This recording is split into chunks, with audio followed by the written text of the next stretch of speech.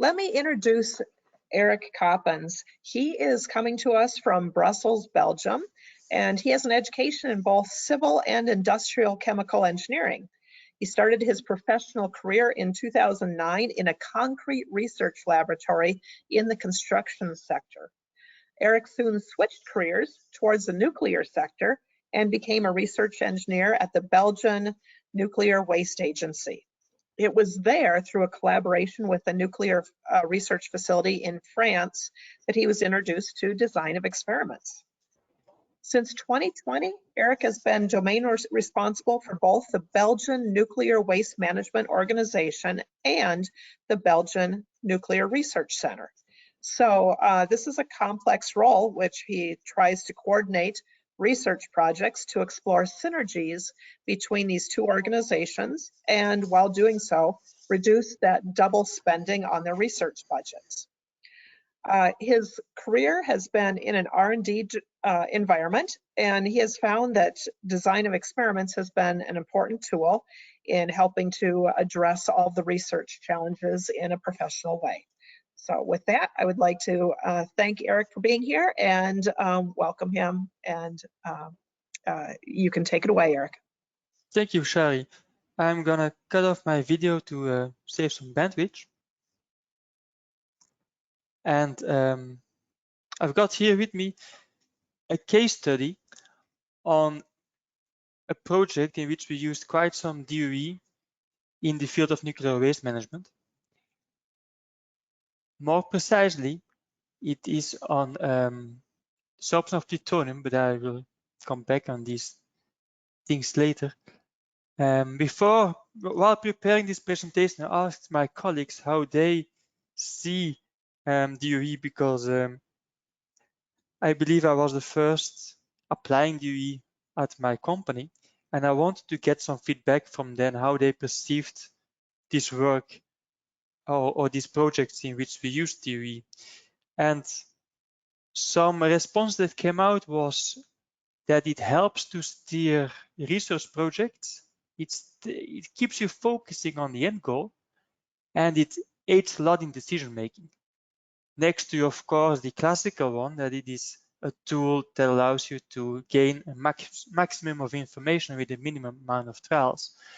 And by the case study I've got here with me, I hope I will be able to illustrate how these researchers are indeed structured more as they would have been without DoE, and how we were able to stay focused on the end goal thanks to DoE, and how it aids in decision making. So the illustration I've got with me is one on the sorption of plutonium. And plutonium is a radionuclide that is present in a whole lot of wastes, among them the Belgian nuclear waste. And this photograph you see here on this slide is a photograph of drums, cemented nuclear waste drums, filled with, of course, mortar and concrete, but inside that mortar and concrete we can find waste, radioactive waste. And this plutonium is one of the radioactive elements inside that waste. Now, this photograph is taken, or these drums are today stored in a bunker, and they are not at their definitive place. These bunkers are not designed to be able to resist the time and environment and weather conditions for basically eternity. So the idea is that at a certain moment in time, these drums will be evacuated and stored in a disposal facility. For instance, the one for which you see an illustration on this slide. Here we see a surface disposal facility that consists of, well, also bunkers, but we have thought through the concrete composition, and next to the bunkers we've got several other layers of what we call engineering barriers to isolate as long as possible the radionuclides. And the idea is that we keep water out for as long as possible, and most of the radionuclides, they will be decayed before water will get in the repository and might leach out particles, among them radioactive particles, into the environment. But some of the radionuclides have a half-life that is so long that it is impossible to keep water out for a long enough period that will allow these radionuclides to decay in great extent, among them plutonium. So what we do for plutonium is we do not try to keep water out because it's impossible, but we try to limit the migration of plutonium through these bunkers and other engineering barriers once the water gets in. And a property that greatly affects the mobility of radionuclides in such a system is the affinity those nuclides have for the building materials we use. And that affinity is often expressed as a sorption parameter, RD, expressed in liter per kilogram. It is a bit a bizarre unit. That is because it is the ratio between the amounts of particles sorbed on solid, expressed in mole per kilogram, divided by the amount of particles in the solution surrounding that solid. So mole per kilogram divided by mole per liter gets you liter per kilogram, hence the bizarre unit. So now the only question that we have to answer to assess the safety of such a repository with the waste placed in is what is exactly the mobility, or what is exactly the sorption of these particles for the cement we use. To answer that question, we had to do a few what we call sorption experiments. These are experiments, of course, with radioactive materials, with plutonium. So we want to limit the amount of experiments as much as possible. Not that it is tremendously dangerous, but it is not something you would like to do all day long, 200 days a year, right? You want to reduce the amount of these experiments. Now, there were some uncertainties related to these experiments. It must have become clear now that we want to bring cement in contact with the plutonium particles, with radionuclides of plutonium. But the radionuclides are, of course, these particles are soluble in the water.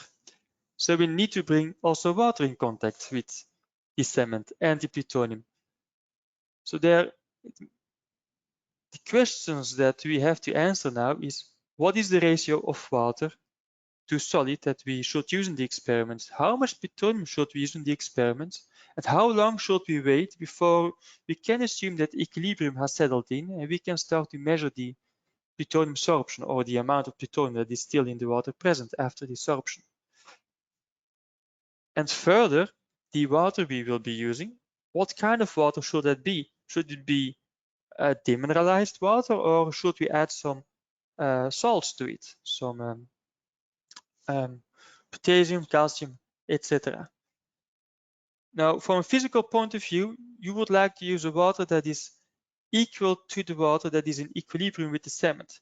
So all cement and all concrete and also building materials, they are porous. They consist of small pores that are filled with water, and that water has got a certain composition that is in equilibrium with the solid phase. So we actually want to use that composition in these experiments, but it is quite difficult to assess that composition, because it is difficult to press the water out of concrete. Concrete is quite strong, so you have to push quite hard to get a bit of water out of concrete, and that complicates in far extent the analysis of the pore water. So there's quite some uncertainty on the pore water composition. Now, what we did then is we listed all these uncertainties and we tried to bound them, high versus low. So I hope by this is one of the illustrations that allows you to see how DoE is going to structure the research. And we could discriminate yet at this point between uncertainties or factors that for sure affect the outcome of the response and those for which we did not know or we believed they wouldn't.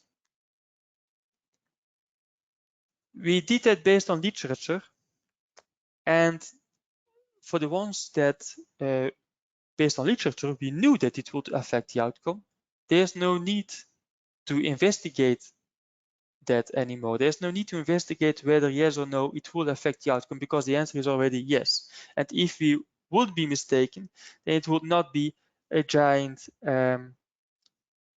it would not have giant consequences in the following experiments. It would have been a so-called type 1 error without much consequences. Now, to answer the question whether the uncertainties that were still hanging, for which we were not sure they would affect, or for which we believe they probably would not affect the outcome, to answer that, to discriminate between those ones really affecting the outcome and those who do not, so the active versus the inactive factors, we set up a screening experiment. It was an experiment in 11 experiments, 9 factors, a so-called Plackett-Berman design, and we checked the power and it deemed to be satisfied for our research. So we had about 80% probability to detect effect size of 3 coins D if we would use a 5% significant threshold in combination with ANOVA. So this slide gives you a bit of wrap up of what I just said. So we listed up all the factors that you can see on the left-hand side, and for those for which we are sure that they would affect the outcome, we just ignored them in the screening. Now you can see there ISA on the screen. ISA is a degradation product that we find in many of our wastes, and it complexes radionuclides. So it makes that they are less sorbed onto building materials, and hence their mobility is increased. We already knew that from literature, so there was no need to investigate that any further. There was no need to verify whether yes or no it would affect the outcome. We were quite sure it would affect the outcome, so we left it out of the screening design. And well, we conducted the experiments and we did the ANOVA.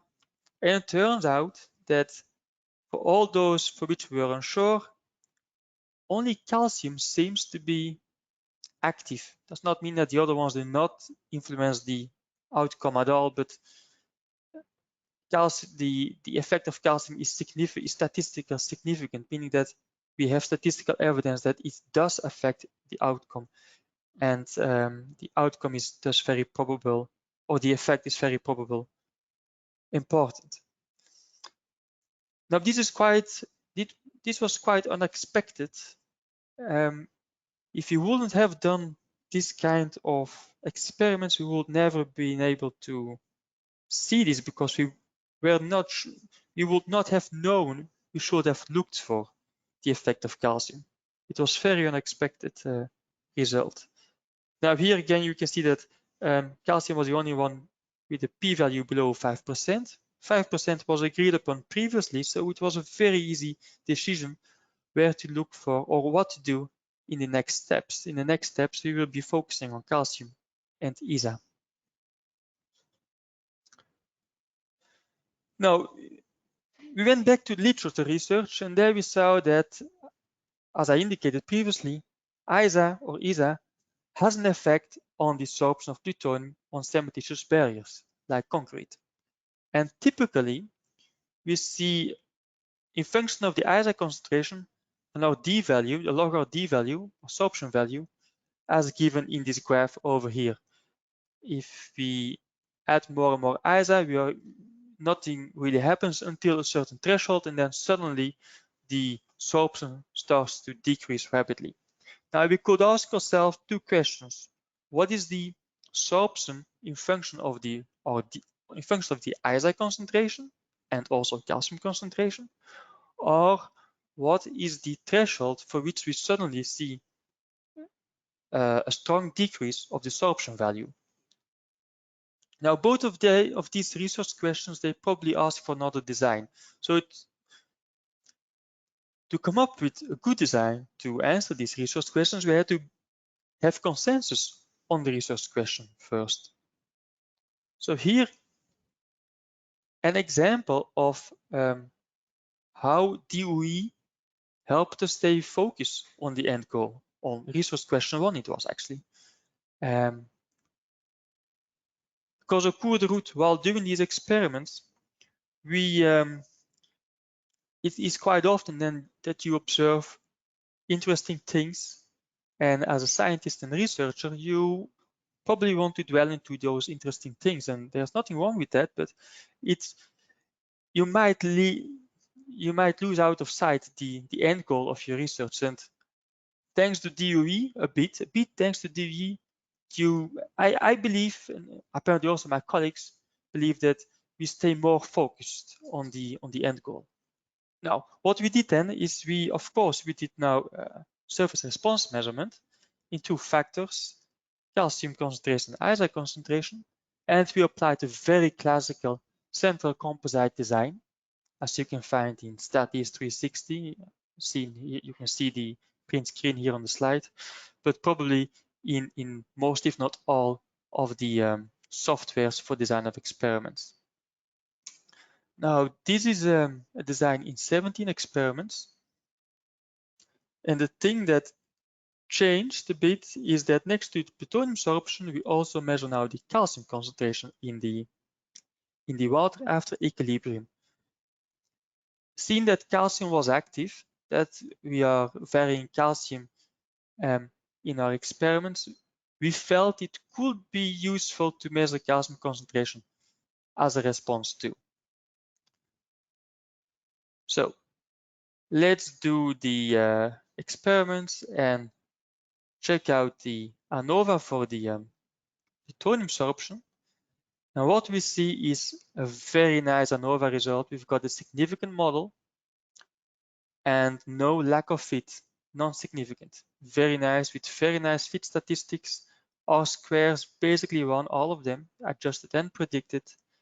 And the validation points, we had a few points that we integrated in our design that we did not use to trace the model, neither to do the ANOVA test, ANOVA analysis, I mean, but we did use them to compare the predictions of the model with the actual measured values. And what you can see is 2 out of 4 of these validation points are nicely predicted by the model.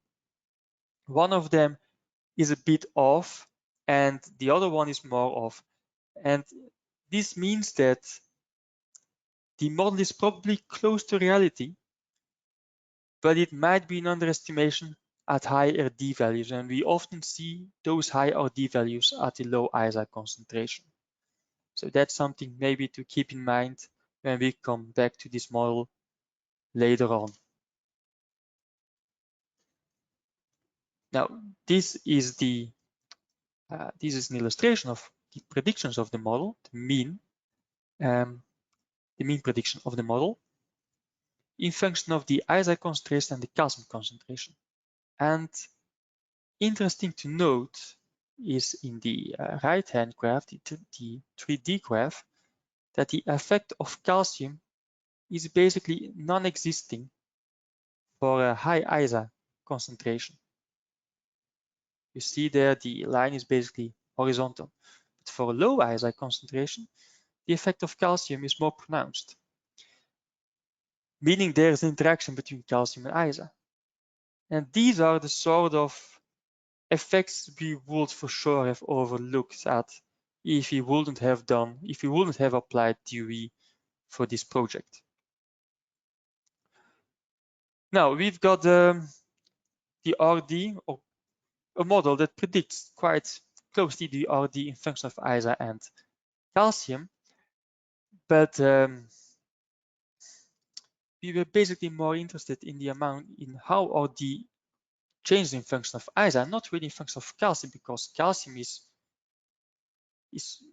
the amount of calcium we should be looking at is the calcium concentration that is in the pore water of these waste streams I've shown previously. So of course, management asks us, now tell us what your DE is a function of ISA only, not calcium and ISA. We need to have it in ISA only. Now, luckily, we measured the calcium concentration in our experimental plan, and we were able to trace a model that predicts the difference between the measured calcium concentration and the factor level of the calcium concentration in our experimental plan. That is calcium equilibrium minus calcium plan. Now you could, or at least you could imagine that the calcium concentration that is in equilibrium with the cement or with the mortar, if you'd like, is the one for which the difference is zero. The difference between calcium in the plan and calcium in the at equilibrium is zero, because that would mean that starting from the beginning, we would have equilibrium.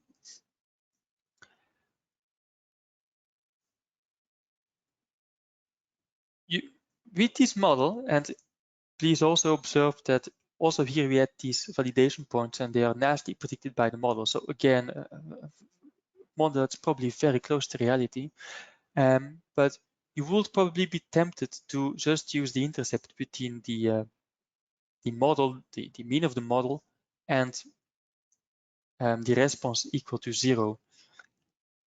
If you would do that, you would not only neglect that this model is only an approximation of reality, but you would also neglect that the coefficients of the model are only maximum likelihood estimations of the coefficients of the real model. Well, real model, it's not like we're the best approximating model, I mean.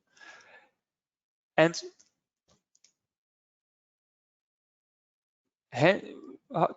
how to avoid that is you can use the approach published by Box and Hunter, what we did also.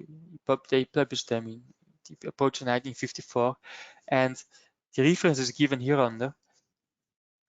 It might seem complex at first sight, but after a second look, it's not that tremendously complex, and it allows you to take into account the uncertainty we've got on these model coefficients to calculate the confidence range for that intersection, or for those values for which the response would be zero. And it is true, we still neglect the fact that this model is only an approximation of the model, but I don't see any other possibility to do that. But at least we do not neglect the fact that the coefficients are only estimators for the optimum model with the format we have applied here. So this gives us a confidence region, a 95% confidence region that spans approximately from 2 to 3 millimole of calcium in the pore water. And that is in fairly good agreement with what we would expect based on literature, although we could not pinpoint it previously because of the great uncertainties there were still, or there are, on those kind of pore pressing measurements. Now then, we can now translate this 3D graph into a 2D graph for a fixed calcium concentration and only change the ISA concentration as the independent, only adopt the ISA concentration as the independent variable. And we've got this very easy to read graph on the right hand side of our screen with confidence intervals and prediction intervals. End of story. Until there was a sequel. Now suddenly someone asked, now what if we were wrong and the chloride lower limit we anticipated on is actually not correct, and we should look into what's happening when lower chloride contents are present in these wastes. Now then, we first did a few experiments, all factors at their intermediate level, except chloride that is varied between high and low. We did a few times high, did a few times low, not in that order, we randomized them. But then did the t-test, then we saw that we had to reject H0 even at very low alpha thresholds. So unfortunately, there is probably a non-negligible difference between absorption at high chloride and at low, and at chloride equal to 0 mole per liter. Now, what now? We decided to augment our research or our design and take into account the effect of chloride. Now, an augmentation would ask for at least 5 experiments. We had to assess the block effect, a quadratic effect of chloride, a linear effect of chloride, and 2 interactions, chloride calcium, chloride ISA. Now, 5 experiments, quite often, the minimum number of experiments is not enough to have a decent design. So I started doing some calculations. I calculated a few designs for 5+1 up to 5+5 experiments, and I looked into the alia structure, how well can we estimate the coefficients independently, the coefficients of the model independently from each other. These are the colorful matrices you can see. In an ideal world, you would like to have a red line going from the top left to the top right, and all other and all the rest should be white. I looked into the predictions, the precision of the predictions. Most of the time that was not really an issue.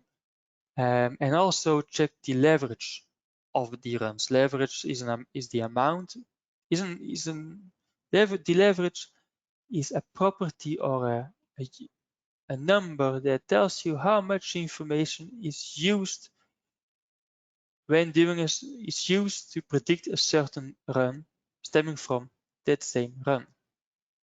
So if a leverage is 1, means that all the information that comes for the prediction of that certain run comes from the execution of that run. So if you do not want to have experiments with a leverage very close to 1, because if you would have that, it would mean that if you make an error, your model would be probably erroneous. But of course, if your leverages are low, that means you probably have many experiments. So there's a bit of a trade-off. I'm not sure whether one can find in literature some guidelines on that. But it's some people tend to try to avoid leverages that is much more than the average of the other ones. That's one way of approaching it. I try to keep it below 0.9, but that's just my preference. Anyway, so I checked leverages, and it turned out that I was able to make, I believe these were all D or I. I believe they were all I-optimal experiments. And one of the I-optimal designs in 9 model experiments had no runs with high leverage. The alia structure was quite okay, and the precision was okay-ish for what we were aiming for. Now, my colleagues were wondering, could it be that the experimental error changed between those 2 blocks? And yes, that is a possibility. It cannot be ruled out. So we added a few more repetitions to assess that experimental error. And excuse me, just going back. Did I? Yes, okay. And thus here one can see in the 3D graph how the new block is compared to the first block. So the triangles, the green triangles, are the second block, the new experiments, and the red tubes are the original experiments. Now, what we also added is a few verification runs. So runs we will be executing, but we will not be using to trace the model, nor to do ANOVA with.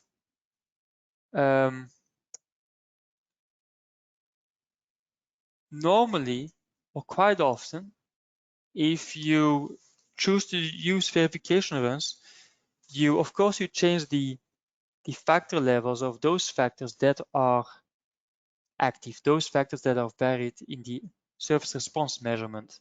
And all the other factors, you quite often leave them at their intermediate level. And that's also what we did. But next to that, we actually doubled all the verification runs. Next to that, we incorporated verification runs in which we gave the factors that are deemed to be inactive, for which we believe they do not affect the outcome, we gave them a random factor level. And it is my experience that this approach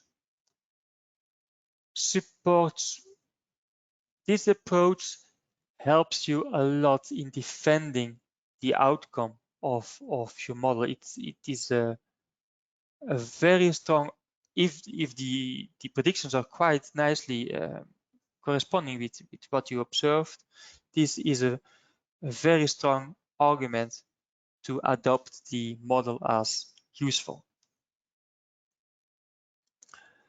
So here you can see now the same figure as previously, but I've added the verification runs too. You see those, the ones with the check mark in, and they are all doubled, hence the number 2 next to it. So once executed in the classical way and once with the random factor levels for the factors for which we believe they do not affect the outcome based on the screening results. Now then, let's go to the analysis. We've done the analysis with fixed block effects, not with random effects. You can switch easily in Statis 360 between those two approaches. We have chosen the fixed effects approach because, well, we only got 2 blocks, and that's not enough to estimate with high precision the distribution of the effects, of the block effects. And also, although that would not have changed much our opinion, but another advantage is that the lack of fit test is easier in fixed effects. Although I have to admit, if you want to do predictions for future observations, you better use random effects. But based on the fact that you only had 2 blocks, I did not find that a very defendable approach. So then, we went for the fixed effects. Here the ANOVA table, and unfortunately, although the model is significant, we've got this tremendous lack of fit. Look at this F value of almost 200. Of course, the P value is very low. We cannot neglect this. We further looked into the residuals. We looked to the half normal plot here. We can clearly see that the residuals are not normally distributed, or at least not stemming all from the same normal distribution. Around 11 and 6 are very clearly extremely deviating residuals. They have a giant, well, not giant, but quite big studentized residual. And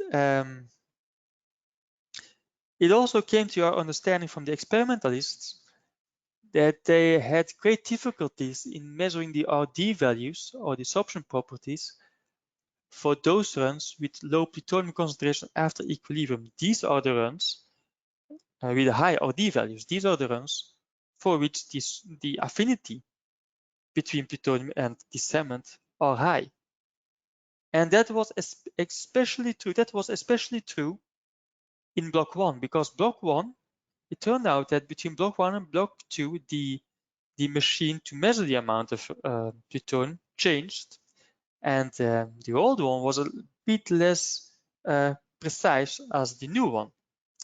And run 11 and 6 are indeed at relative high RD value. You can see here on the right hand side, predicted, you can see the studentized residuals in function of the predicted RD value. And you can see that 11 and 6 are at the right hand side. And they are also stemming from the first block. Now we left them out then. The analysis, we ignored them. Traced the model again and then did an ANOVA. And again, although the model is significant, the lack of it is also significant. So again, not the best result, not the result you would hope for. We looked again into the residuals and saw again run 5 and 34. 5 is again from block 1 and 34 was from block 2.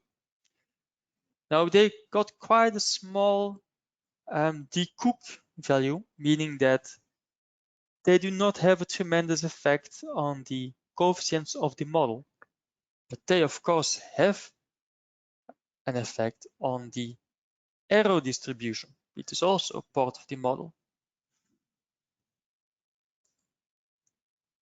We left them out, 5 and 34, again ANOVA,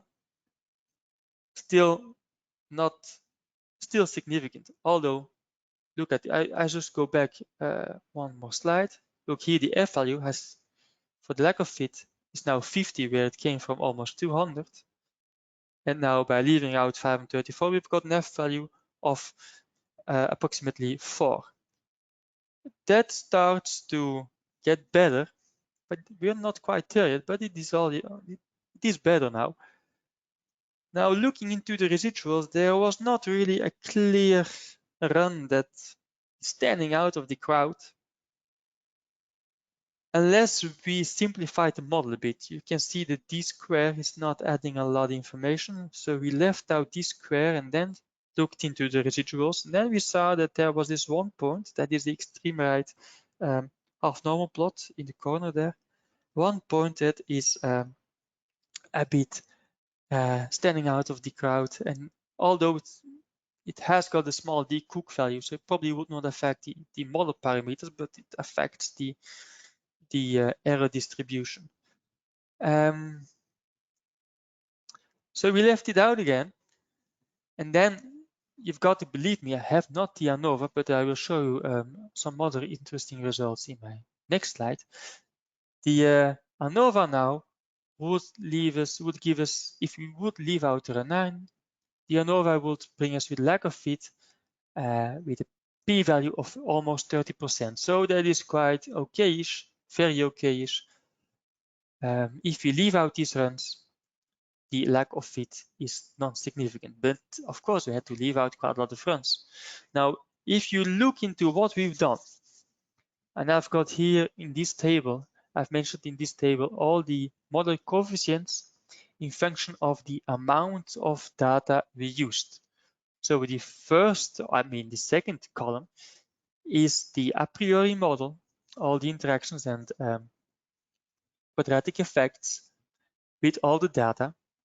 And the one next to it is the one without run 11, etc. And you can see that if we leave out run 11 and 6, the model coefficients greatly change, right?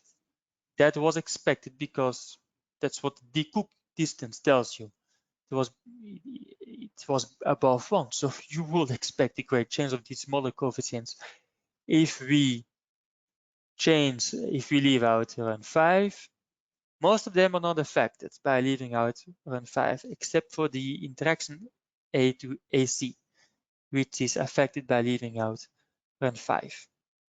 If we leave out more runs, even so run 34 and run 9, the model coefficients are basically not moving at all. Basically, more or less, not moving at all. But you can see that the lack of fit is greatly improved. And eventually, due to the fact that there was not any lack of fit when we left out these 5 runs, we could estimate the experimental error, and it seems to be one with a standard deviation of approximately 0.07 log liter per kilogram. So what we did then is we decided to deselect run 11, 6, and 5, trace the model, but force the standard deviation of the error term to be equal to 0.0676. And then we start to simplify the model if possible. Now, forcing the error term to a given standard deviation is quite easy to do. In studies, you can find that option under the advanced options. I believe it is in the configuring tab right before you start analyzing your data. You can find here in this red circle where to adapt it. So we traced the model and we simplified the model where it was possible. Turned out that we could leave out the quadratic effects, the quadratic effect of calcium, quadratic effect of chloride. But of course, there was a significant lack of fit as anticipated, of course. Now, we still have the verification runs. Let's compare the verification runs with what this model, with this anticipated lack of fit, is predicting. And it turns out that we've got a quite good prediction properties of this model. Most of the runs are in fairly good agreement with what is being predicted. They are nicely into the 95% prediction interval. Two of them are not falling into that prediction interval, but the difference is only like 5%. So that's still quite okay. And other two are more deviating from the model than you would expect if the model is indeed very close to reality and if those experiments are indeed correctly executed. So what we concluded from this is that the model is probably close to reality. Also, there might be a small discrepancy, difference between reality and this model, but all models are, none of the models are exactly true. But here we believe this model is quite close to reality, and we can use it for what we intended to use it. Now, if we compare this new model with the old model for the intermediate chloride concentration and for the intrinsic calcium concentration, we can see that the models are for a part of the ISA concentration in fairly good agreement. That is for the part that for an ISA concentration between 10 to the -4 mol per liter and 10 to the -1 mol per liter. There they are in quite good agreement. For lower concentrations, the old model tends to have higher predictions than the new model. And that is also not surprisingly, seeing that is what we already believed based on a comparison between the old model and the verification runs we used at that moment. There we had indications that the old model was indeed a bit overestimating the sorption properties. Underestimating, all this Lewis left, all this right, that the old model is a bit underestimating the sorption properties at low ISA concentration. That seems to be confirmed when doing this comparison.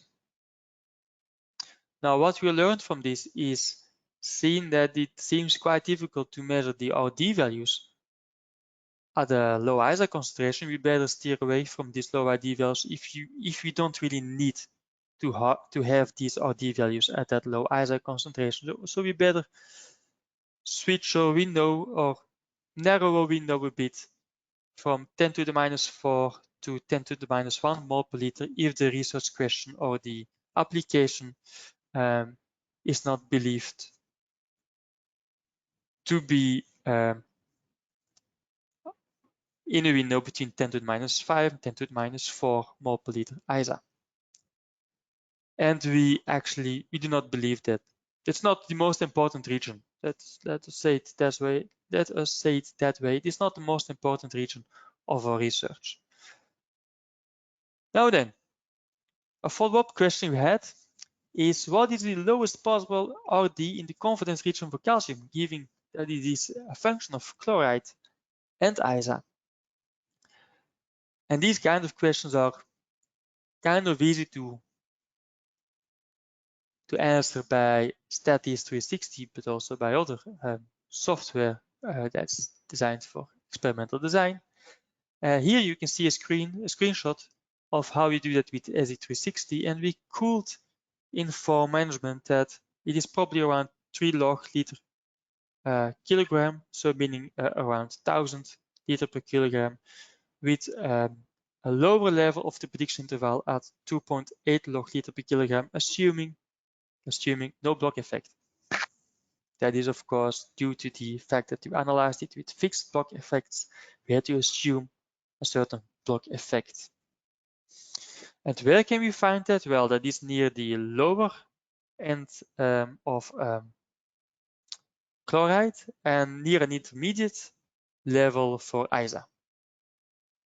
That was quite surprisingly, because we would expect that we would see the lowest sorption properties at extreme high ISI concentration. And that seems not to be correct. It seems that at a certain moment, the certain ISI concentration, we reach a plateau.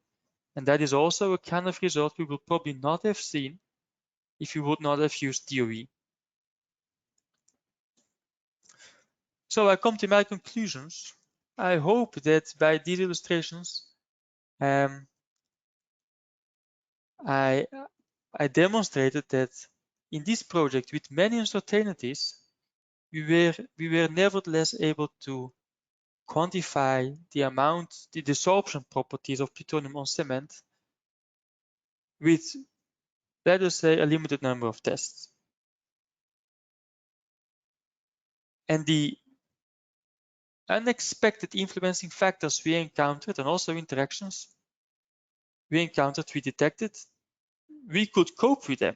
We knew how to approach that, thanks to DoE again.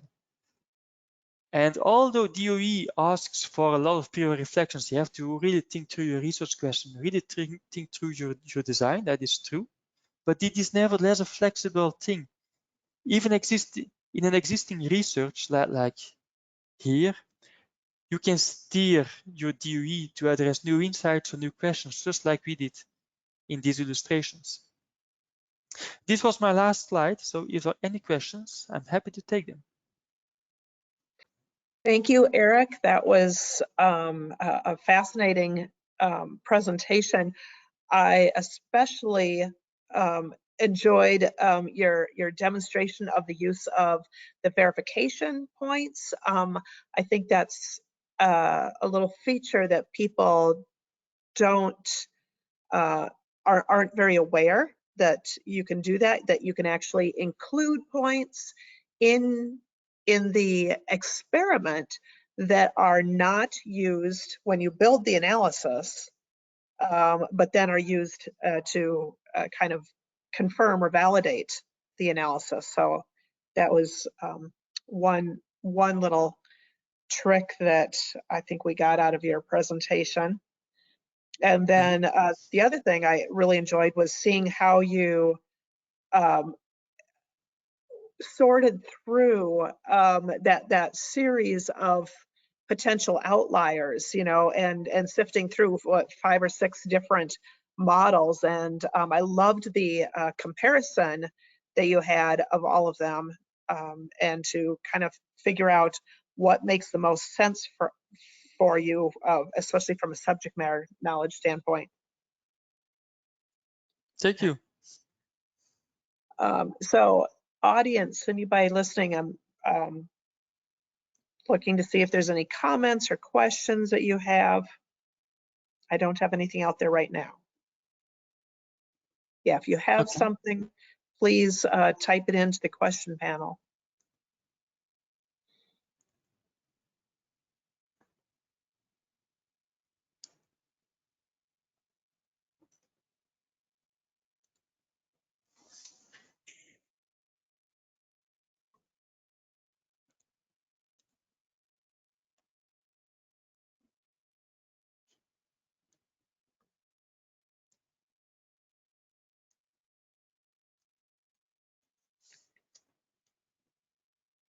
Okay. John commented, very impressive study, thorough with a much larger scope than I had anticipated. Very well done. David asks, are there any real world validations going on now?